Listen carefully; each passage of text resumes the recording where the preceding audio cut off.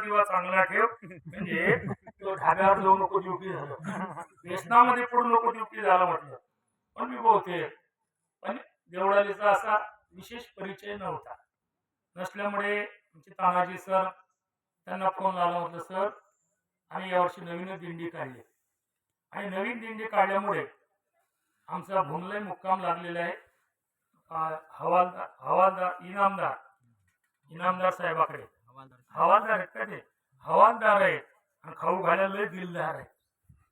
खाऊ घालायला दिलदार हवालदार साहेबाकडे, पण मुक्काम थोडा मागे होता गजानमाच्या मंदिरामध्ये भूमला, म्हणजे भूम करून 1-1.5 किलोमीटर. त्यानंतर ते राहतात कसबेपुरा, म्हणजे केशवराज मंदिरामध्ये, आणि तिकडे नेलं. म्हणजे तिकडे आमचे 1.5 तास 1 तास गेला गावातून. तिथं नाश्ता झाला. नाश्ता असा होता मामा, नाश्ता असा होता शिंदे मॉलच्या भाषेत काष्टा सुटीपर्यंत असा नाश्ता होता. म्हणजे बटाटा वडा होता, लय काही काही बनवलं त्यांनी. आणि तसं इकडले जे लोक आहेत हे खाऊ घालण्याकरता फार उदार आहे. खाऊ घालण्याकरता उदार असल्यामुळे त्यांनी नाश्ता केला. पुढे आमच्या परिचयाचं गाव म्हणजे आरसोली. आरसोली जवळजवळ मी 30 वर्षापासून मुंडेकरकडे येत असतो, बाबूराव मुंडेकडे. त्याला पाहिलं स्टेटस, हॅलो मला दिंडी काय तुम्ही नाही म्हटलं हो. मी मग आमच्या गावाला काही ना काही चान्स द्या. त्यांनी 1-1.5 तास घेतला सुभाषरावकडे. तिथे नाश्ता झाला. तुम्ही भेटलीच बहुतेक त्यांना. बार्शीला जाता, आपल्या इकडे जाताना भूमला जाताना तुम्ही जय हरी रामरामच केला त्यांना. मग थोडं आमच्या वारकऱ्याचं, तुम्ही वारकरीचा तुम्हाला माहिती अनुभव आहे. वारकऱ्याचं असं असते, मागचे सोडत नाही तर पुढचे वाट पाहतात. म्हणजे मागची लोकांना वाटते थांबले पाहिजे आणि पुढच्या यायला वाटते लवकर आलं पाहिजे. आणि येता येतं थोडा मग आता नवीनच दिंडी असल्यामुळे रस्ता आठवते, जुना झाल्यानंतर मग काही आठवत नाही. मग इथं काही व परिचयाचं नव्हतं आणि सरला फोन केला आणि मला लगेच त्यांना फोन केलेला आहे जावायला.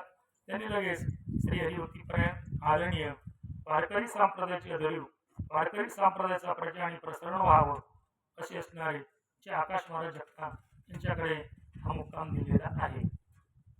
मुक्काम देवळाला घेण्याचं कारण एकच फक्त, शामनाथ महाराजांची वास्तव्याने बहुतेक समाधीने पवित्र आणि पुनीत झालेलं गाव आहे.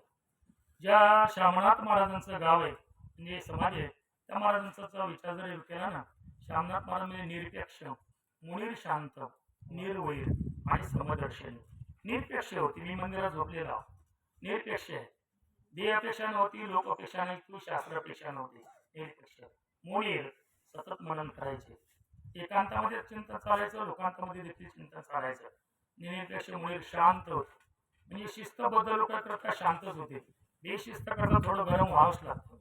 निरपेक्ष मुनीर शांत, निर्वय आणि समदर्शनी. कोणी जातीचा, कोणी धर्माचा, कोणी पंथाचा जरी असला तरी मात्र महाराज सर्वांवरती सारखं प्रेम करत होते. हे त्यांचं वैशिष्ट्य. पंचलक्षणाने युक्त महाराज एवढेच लक्ष आहेत का शामनाथ महाराजांचे? आपला जो धर्मग्रंथ गीता आहे, त्या गीतेच्या प्रत्येक अध्यायामध्ये शामनाथ महाराजांचं वर्णन आहे. पहिला अध्याय सोडा, दुसऱ्या अध्यायामध्ये शीतप्रज्ञेश आभाषा, तिसऱ्या अध्यायामध्ये कर्मविद्धी, चौथ्या अध्यायामध्ये तत्विद्धी, 5व्या अध्यायामध्ये नैवकिंचित, 6व्या अध्यायामध्ये अनन्याचेता, 7व्या अध्यायामध्ये गौणाम जन्म नामंते, 8व्या अध्यायामध्ये समनुष्टाश्म, 9व्या अध्यायामध्ये महात्मानुस्तमा, 10व्या अध्यायामध्ये मच्चित्ता मतगत प्राणा, 11व्या अध्यायामध्ये निर्वैर सर्व भूतेषु, 12व्या अध्यायामध्ये अद्वेष्टा सर्व भूताना, 13व्या अध्यायामध्ये अमानित्व मदम हित्व, 14व्या अध्यायामध्ये समदुःख सुखम स्वस्थ, 15व्या अध्यायामध्ये निर्माण मोहा, 16व्या अध्यायामध्ये अभयम सत्व संसिद्धी, 17व्या अध्यायामध्ये आयुष्यत्व बलारोग्य आणि 18व्या अध्यायामध्ये ज्यांच्या भूमीमध्ये आपण त्यांचं लक्षण आहे मुक्त संगोन अनुवादित.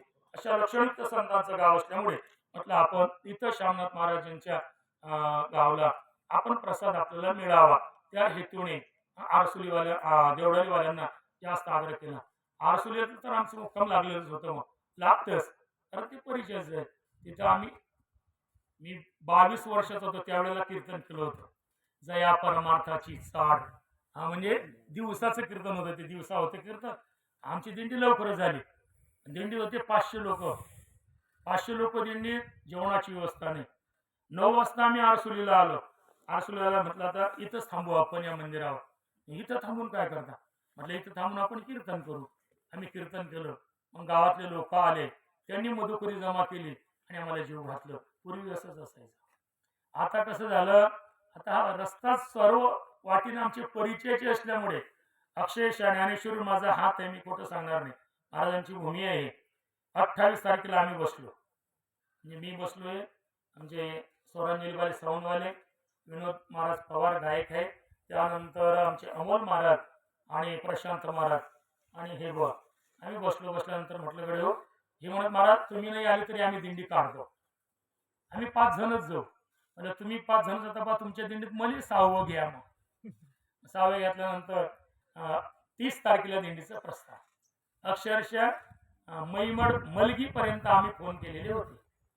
मलगीपर्यंत फोन केल्यानंतर पुढचे मुक्काम सहज लागलेले आहेत.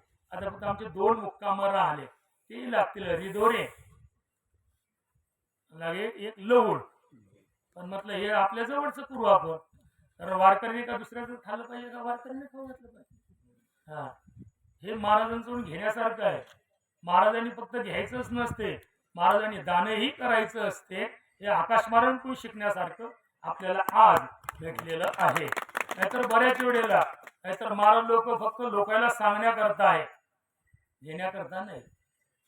पण इथं सांगण्याकरता नसून घेण्याकरता येणार. माझं वारीला जाणं होत नाही, मला या सारखे फोन देखील चालू आहे.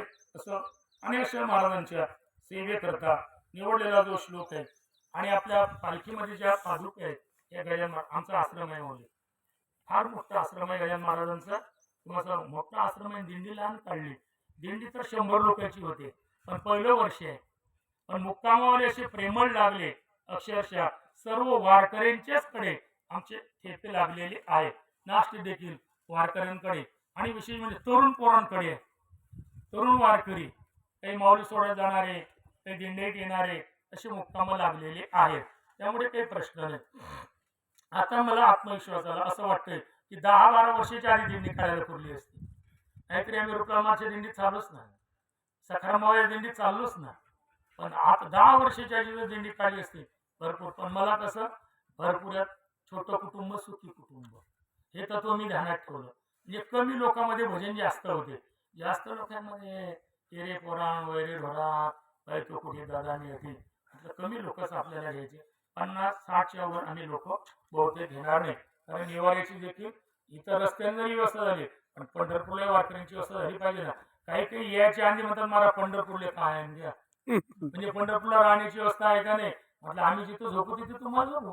आमच्यासोबत नवीन मंडळी आलेली आहे, म्हणजे आहेत भजने जुनीच आहेत ते एकवरी. पण ते आपल्या दिंडीमध्ये एकाच गावचे 11 जण आलेले आहेत. उदयनगर म्हणजे उंदरी हे गाव आहे. आणि ते दिंडीत प्रवेश घ्यायच्या आधी म्हणून महाराज पंढरपूरला गेल्यानंतर मग थांबसान कुठे, नाहीच कुठे भेटलं तर 65 करायचं आपल्याला. पण म्हटलं मग गजानन महाराजच्या मंदिराच्या मागे LIC ऑफिस आहे, त्या LIC ऑफिसच्या जवळच थोडी जागा केलेली आहे. थोडी म्हणजे चांगला हॉल केला, खोल्या वगैरे केलेल्या. चला आपल्या तिकडे नाही जायचं. आणि असं या सेवेकरता फार विस्तार करणार नाही. तसं मला विस्तार करायचा जास्त म्हणजे सवय आहे, कारण माझा विस्तारच जास्त केला देवानं. मग विस्तार जास्तच होते मला, कीर्तनाचा विस्तार जास्तच होते. बऱ्याच गावाला मी खेड्यावर कीर्तनाचा माझ्याकडे काही गाडी नाही, काही नाही, म्हणजे एसटीने गेलं. मग एखाद्या स्टॉपला जर उतरलं, त्या आठवड्याला विचारलं म्हणलं अरे देवळाली, अरे देवळाली, त्या देवळाली समजा इकडे यायचं जर असलं तर मग त्याचा नंबर एक आठवड्याला माझ्याकडे स्पॉट बसला. अरे तू का पाहून राहिला, म्हणजे माझाच नंबर आहे. म्हणजे चांगली गोष्ट आहे. नाही म्हणजे माझा लहान आहे आठवड, तुम्ही जर मागं बसले तर चौथा बसते नाही याचा विचार करून राहिला. माझ्या लक्षात राहील की आपला विस्तार जास्त होऊन राहिला. त्यामुळे विस्तार कमी करायचा लय प्रयत्न करतो मी, पण होतच नाही तो कमी. आता काय करावं. एक जण म्हणे महाराज 10-15 वर्षांपासून तुम्हाला पाहून राहिलो, तुम्ही जसेचे तसेच दिसता. म्हटलं माझा तंबू एका तणायाचा आहे, तुझ्या तंबूला भरपूर तणाई झालेली आहे. पहिला तणाया बायकोचा आहे, लेकरायचा आहे, मुलाचा आहे, नातवंडाचा आहे, शेतीवाडीचा आहे, बैलगाडीचा आहे, याचा त्याचा तुला तण आहे. मला कोणताच तणाया नाही. त्यामुळे मग कमी करायचा प्रयत्न केला तर कमी देखील होत नाही. त्यामुळे विस्तार वयास्तव जास्त न जाता आपण बराच विचार या श्लोकावरती मांडलेला आहे. हे मांडत असताना आपण आलो होतो आणि संसार ऐसा दारून जो भेटलाची हरिक्षणू तो ज्ञानदान सकरणो भजीजी गुरु, या ओळीचा आपण अर्थ पाहून राहतो. आणि अर्थ पाहत असताना भगवान श्री ज्ञानोबाच्या माध्यमातून तुम्हा आपल्या सोबत बोलत आहे आणि बोलत असताना अर्जुन, अरे संसार लय दारुण आहे, संसार लय दारुण आहे, संसार कठीणच आहे. संसाराचं काठिण्य तुकोबराई म्हणतात, माणसाजवळ नाही, दगडाजवळ नाही, पाषाणाजवळ जरी सांगितलं, दगड वेगळा आणि पाषाण वेगळा. तुमच्याकडे पाषाण आहेत खाली खोलकन लगे, पाषाण सुरुंग लावून जो फुटत नाही त्याला पाषाण म्हणतात. दगड काय जेसीबी नाही फुटू शकतो, पण मात्र पाषाण एवढा कडक असतो, एवढा टणक असतो. अशा पाषाणाजवळ जरी संसाराला दुःख जर सांगलं तो पाषाण फुटू शकतो. अनेक दुःखे सांगू मी किती, सकल संसाराची स्थिती, नसा हे पाषाण फुटती, भय काप चित्ती भरला असे. एवढा संसार दारुण आहे. हा संसार जर दारुण नसता, शुकाचार्य संसाराला भेली नसते ना. त्या संसाराचं वर्णन करत असताना ब्राह्मणाचं पोरे धड्याशी गेले ते 12 वर्ष कापत कापत बाहेर आलते, नागळीची पडून गेली रे, ऐक खेडिया तुझं सांगितले, ऐसे जाणून खेडे खेळले. नामदेवांनी त्या खेडियामध्ये वर्णन केलेलं आहे. म्हणून रुसलो संसारा, सर्पा विखार पांढरा, तुझशी अंतर रे दातारा, याची दावेदारा निमित्त. संसार असा आहे, संसार आणि काहीतरी देखील प्रमाण आलेलं आहे. येणे मज भोगविल्या खाणी, नसता छंद लाविला मनी, माजलो मी माझे भ्रमणी, झाले विटमणी, असं नाटामध्ये वर्णन केलेलं आहे. असा हा संसार फार दारुण आहे, फार दारुण आहे. पण म्हणजे संसार म्हणजे काय सांगा मला, आम्हाला काय एवढे कळत नाही. संसार म्हणजे घरदार, शेतीवाडी, मुलं बाळा, हे संसाराचं साधन झालेलं आहे. जन्माचा संसार आहे, देहाचा संसार आहे, जगाचा संसार आहे आणि वासनेचा संसार आहे. आणि हा संसार दारुण आहे, फार कठीण. जन्माचा संसार सोपी नाही, काय सांगू गरमीची. देहाचा संसार सोपी नाही, जी देहाधिक संसार आहे. वासनेचा संसार सोपी नाही, नवलैक्य द्वंद्व राखायचा वासनेचा संसार. त्यानंतर जगाचा संसार सोपी नाही, अगापै पंडू कुमारा, येता स्वरूपाच्या घरा करी कशी आडवारा विश्ववासू, तो हा जगडंबरू तो एक संसारो, आज आणि माथरू साहेबला असे. मला तर असं वाटते सर्व संसारामध्ये जगाचा संसार लयच कठीण. जगत असं आहे, साधं मन आहे, घोड्यावर बसत नाही, पायी चालू देत नाही. तुकोबराई एक अभंगच प्रसिद्ध केलेला आहे, ऐसा अलौकिक कदा राखविना पतित पावना देवराया. संसार करता पुढचा अभंग पाहून घ्यायचा आपण. म्हणजे म्हणून तू करता लोक ऐसा ओक धरता धरेना, किंवा तेजोनिया जन भक्ती करा. जगाचा संसार लय कठीण. व्यंकट स्वामी महाराज म्हणायचे, आपण 2 हात जगाच्या तोंडाला लावू शकत नाही. जगत लय आहे ना. आता आपले 2 हात कोणाकोणा तोंडाला लावसन आपण लावू शकत नाही, पण 2 हात आपण लोकांच्या तोंडाला लावू शकत नाही, पण 2 हात आपल्या कानावर ठेवू शकतो. त्यामुळे जगाचा संसार देखील दारुणच आहे. पण पुढचा मुद्दा लय महत्वाचा आहे, जो भेटायला चिरीक्षणो, ते जर भेटले आपल्याला, भेटतच नाही, भेटले दुर्लभ आहे. नारद महर्षी मा संगस्त दुर्लभ आहे, दुर्लभ असून अगम्य आहे, कळले तर अमोघश्य. दुर्लभ आहे. साधन जर केलं ना आपण तर आपल्याला देव भेटू शकेल. साधू नाही भेट, काय भाग्यवान गाव असेल तुमचं. गाव नाही बरं, तुमची देवडाली तीर्थक्षेत्र आहे, क्षेत्र आहे, क्षेत्र. आमच्या त्या गजानन विजय ग्रंथामध्ये एक ओवी आली. आता गजानन महाराजची देणी असल्यामुळे त्या गजानन महाराजने एका मळ्यामध्ये वास्तव्य केलं, तो मळा क्षेत्र झाला. समर्थाने वास केला, तो मळाही क्षेत्र झाला. श्यामनाथ महाराजांनी वास्तव्य केल्यानंतर तुमची देवळाली क्षेत्र नाही का, क्षेत्र आहे. उगाच तुम्ही लोक आता जंगलात राहणार राहता म्हणून सांगा, नाहीतर गावात जर राहिले असते ना, गावात लोक मावले नसते. एवढाले घर आणि एवढाले क्षेत्र आहे. मला अधिक नवल वाटतंय, मराठवाड्यातलं इकडल्या भागातलं लोक आपापल्या शेतामध्ये राहतात आणि कार्यक्रमाला एका ठिकाणी येतात. आमचे एका ठिकाणी राहतात आणि कार्यक्रमाला दुसऱ्या गावालाच निघून जातात. म्हणजे असं आमच्या गाव आपल्या परिसरामध्ये विदर्भामध्ये जास्त भांडणं काय, त्याचं कारणच आहे, कारण घराशीची घर आहेत ना, आणि भांडं लागणारच. मग भांडं लागलं की गुरढोरामुळे मुलाबाळामुळे सहज भांडण होऊन जात असतो. पण इकडे तसं नाही, इकडे भांडण्याचं कामच नाही. आपल्या इकडे शेजाऱ्याला आवाज दिला तर आवाज देत नाही, पण इथं जंगलातून जर आवाज गेला तर लोक धावून आल्याशिवाय राहत नाही. हे वैशिष्ट्य आहे यांचं. चला आपल्या तिकडे नाही जायचं. हा, जो भेटायला रिक्षण ते भेटले पाहिजे. एक दुर्लभ आहे, भेटतावरच नाही. कशी आणि भेटत ते साधू कशाने भेटायचे. ज्ञानोबर आहे, आपल्या संतांनी वर्णन केलेले आहे. नाथ महाराज तर म्हणतात व्याघ्र सिंहाची दूध जोडे, चंद्र मृते हातात चढे, परी. परी शब्दाचा अर्थ आहे पण. पण त्या साधूची भीती मिळवली. पण शब्दाला परी शब्दाला की मागचे सर्व पाणी फिरलं समजायचं. मुलगा पाण्याकरता गेले, मुलगा आला, एसटीत बसले, गाडीत बसले, गावातलं मन भेटला का कुठे गेले ते अमुक अमुक ठिकाणी गेलो. कशाला अमुक जिचा मुलगा पाण्याकरता. कसं काय मुलगा मुलीवाल्याने विचारलं. मुलगा माडकरी आहे, टाडकरी आहे, दर महिन्याची पंढरपूरची वारी आहे, 15 दिवसाची भगवान बार्शीची वारी आहे. पण तो मुलीचा बाप म्हणे पणच्या पुढे बोला ना. म्हणजे एवढ्या लक्षणाने या पणला पाणी फिरवलेलं आहे. तसं ते भेटताच म्हणजे व्याघ्रसिंहाची जोडे, चंद्र परी हरिप्रियाची भेटी नातुडे. हे दुर्लभ. शैले शैलन माणिक्य मुक्ती कन्न गजगजे, साधू नाही सर्वत्र चंदन नवरेवणी, सिंह केत लोणी नाही, हसोकणी चेले पान, लालो केत बोरिया नाही, साधूने चेले जमा. साधूची काही जमाची जमात नसते. हा, याच उत्तर नाथ महाराजांनी आपल्या अभंगामध्ये दिलेलं आहे. चंद्रामृत सुखी सेवेल असता जाता माया हेळा सागर तर परी. पण त्या साधूची भेटी न होईल का. त्या साधूची भेट होणं दुर्लभ आहे, पण ते भेटले.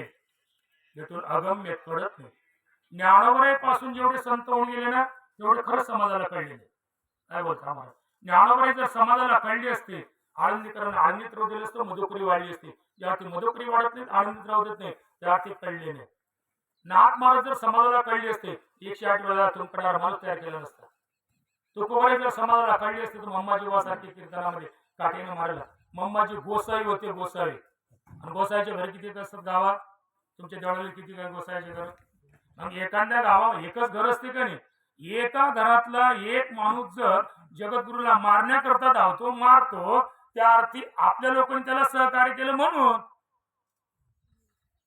म्हणून गेला तो. नाही एकटंच घर सरपंच झालं. कसं काय झालं. आपल्याने सहकार्य केलं म्हणून झालं. तसं नाही झालं ते. म्हणजे आपल्यातला आपली एक साधी म्हण आहे, तुम्ही काल उच्चारली, घरचा शिपाई लंकाडा. म्हणजे घरचंच ना. तसंच नसतं ना रे. जाऊ दे, आपल्या तिकडे नव्हतं जायचं. माझा मूळ मुद्दा या ठिकाणी आहे की अगम्य म्हणजे तुकोबाराय समाजाला कळलेले. त्यानंतर नामदेव मला कळलेले. गण आणि गोत्र सर्व हसत. नाम्या अरे लोकांची पोरी संसार करते, आमची फजिती केली नामे. कुठे सदा टाळ कुठे अवघा मांडीला गोंध. कळले नाही, बोलायला कळले नाही, राजाला कळले नाही, तमाशाला कळले नाही. अगम्य. त्यानंतरचे संत गाडगे महाराज आमच्या भागामध्ये येऊन गेले. ते जर समाजाला कळले लोकांनी गाव झाड दिले नसते. गजानन महाराज जर लोकांना कळले असते, गजानन महाराज उसांनी मारलं नसतं. संत हयात असताना कळत नाहीत. अगम्य. कळले तर अमोघ शरीर काय द्यायला पाहिजे आपल्याला. माडकरी केलं, टाडकरी केलं, वारकरी केलं, हा कीर्तनकार केलं. हे श्यामनाथ महाराजांची उपकार आहे. कल्पना करा आपण गावातले लोक आणि तुम्ही आपणही वारकरी. थोडे विचार करायचा. गजानन महाराज जर आपल्या भागामध्ये आले नसते, आज काय कंडिशन असते. श्यामनाथ महाराज जर या ठिकाणी आले असते, आज काय कंडिशन असते. आपण या ठिकाणी नसतो, आपणही कुठेतरी रोडलाच असतो. एखाद्या झाडाखाली बसलेलं पोचट आपण जेवणा करता नाही. म्हणून अगम्य आहे, दुर्लभ आहेत, अगम्य आहेत, अमोघ असे दुर्लभ असणारे भेटले. विठ्ठलाची हरिशन कशाच्या बलावर. ज्ञानदान. ज्ञानाने संसाराचा निराश होत असतो. संसार तो अज्ञानामुळे आहे. अज्ञानामुळे भासतय. संसार नाहीच. संसार हे झाला होता, हे समुडही मिथ्या वार्ता. पुढे होईल मागुता कदा कल्पांती घडेना, न झाला प्रपंच तुकोबारायांचा आहे परब्रह्म. ज्ञानोबरांच्या आंधळ्या पांगड्यामध्ये बोलले प्रपंच नाही जाणार, एकाकार वृत्ती झाली. मग मार आम्हाला कसं काय भासतो तो. अगदी सोपा. आता इकडलंच उदाहरण द्यायचं आपल्याला. थोडी बरड जागा आहे. बरड जागेमध्ये उन्हाच्या वेळेला उन्हाळ्यामध्ये झावा तुटतात. त्याला काय म्हणतात. मुरगजळ. मुरगजळाचं पाणी अस्तित्व पठाणी महाराजांनी लय गोड बोलले. मुरगजळाच्या पाण्याला अस्तित्व नाही. मुरगजळ जे तनु मंडे मृत अनुभवामध्ये आलेली होई. मुरगाजळे जे धनु म्हणले येत असे पहा कोरडे म्हणणे तिथे जोडे ओलावून सुखे. मुरगाजळाचा पाऊस आरसोलीला पडला तुमच्या देवळाला पडला नाही. आरसोली ओलीची मग झाली देवळाली पडला. ओला आणि पळ होण्याचा प्रश्नच राहणार नाही, कारण त्या पाण्याला अस्तित्वच नाही. मुरगजड आहे मुरगजड. मुरगजड तुमच्या आपल्या दृष्टिकोनातून खोट आणि हरणाच्या दृष्टिकोनातून कुठोनी पडेत मुरग वाढवी हा परिणामाने करुणीचे. तसं ज्ञानांच्या दृष्टिकोनातून संसार नाही, अज्ञानाच्या दृष्टिकोनातून संसार आहे. त्यामुळे ज्ञानाने हे संसाराचा निराश होत असतो. नाश नाही म्हणणार मी, निराश होत असतो. कारण ज्ञानाची प्राप्ती झाली की संसार नष्ट झाला. तो कोणाचा का संसार, तो कोण है संसारच नाही. जगत ऐसा ज्याचा अनुभव विश्वदेव सत्यत्वे. हे जगत जगत रूपाने दिसतात, मला विश्वरूपाने दिसतो असा भाव आहे. ज्ञानदान सकरणो भजीचे गुरु हे करुणाकर आहे आणि आपलं कर्तव्य भजीजे त्यांची सेवा करीजे होईल तेवढी त्यांची सेवा करावी. असं या आपल्याला जरी भूका नसल्या तरी मात्र आमंत्रित मंडळी यांना देखील भूक लागलेली आहे. पुढचा प्रवास आपल्याला काढायचा आहे. त्यामुळे ज्यांच्याकडे आपलं प्रवचन आहे त्या परिवाराला श्री महाराजांना भगवंताच्या कृपेनं श्यामनाथ महाराजांच्या आशीर्वादानं दंड आयुष्य लाभो, आई आरोग्य धन समृद्धी सर्व काही प्राप्त हो आणि उत्तराउत्तर महाराज श्रींच्या हातून असाच परमार्थ करून घेऊ एवढीच भगवंताच्या चरणी प्रार्थना करतो आणि झालेली सेवा समाप्त करतो. पुंडलीक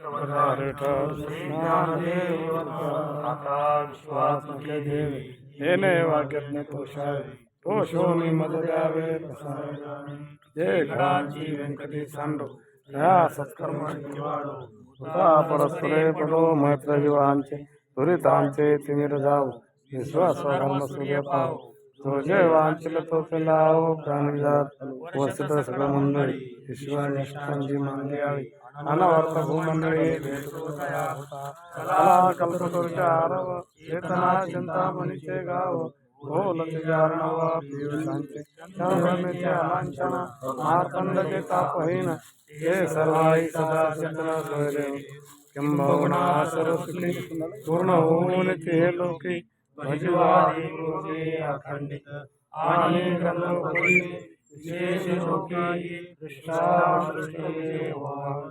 हे तमने श्री विश्वेश्वराहू हा होईल दान पसाहू येणे वरी ज्ञान देवो सुख्या येणे वरी ज्ञान देवो सुख्या येणे वरी ज्ञान देवो सुख्या पुंडलीक वरदानी श्री ज्ञानदेव माऊली ज्ञानेश्वर जगद्गुरु तुकाराम महाराज श्यामनाथ महाराज की जय.